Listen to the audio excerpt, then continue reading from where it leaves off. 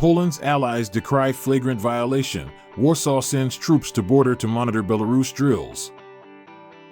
Poland and allies denounce Russian drones entering Polish airspace. Warsaw said it will station about 40,000 troops near the Belarus border during drills. What we know on day 1298. Poland and about 40 of its allies on Friday denounced the intrusion of Russian drones into its airspace this week, calling on Moscow to avoid more provocations. Before an emergency meeting of the UN Security Council requested by Poland, Deputy Foreign Minister Marcin Bosacki told reporters that Warsaw and its allies wanted to draw the attention of the international community to yet another flagrant violation of international law and the Charter of the United Nations committed by the Russian Federation, which had brought the entire region closer to conflict than at any time in recent years. The comments were from a statement signed by about 40 countries, including the 26 other members of the European Union, Ukraine, the United States, Japan, and Canada.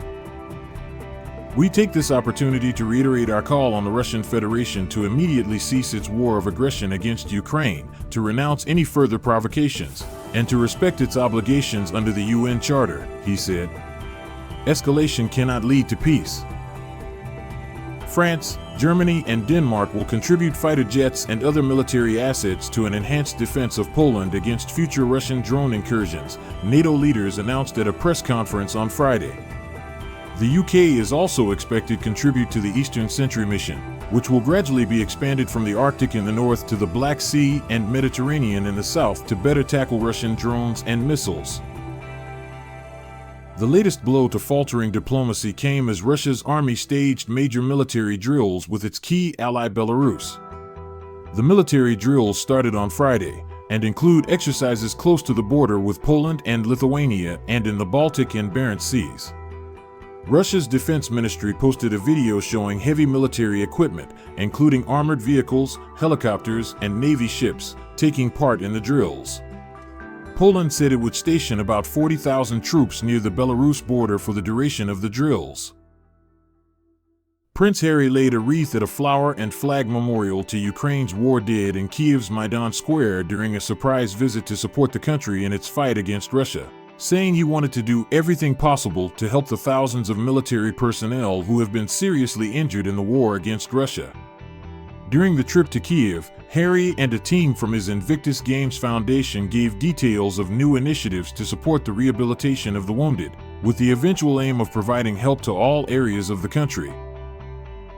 Russia said peace talks with Ukraine were on pause as President Volodymyr Zelensky warned that Vladimir Putin still wanted to capture the whole of Ukraine.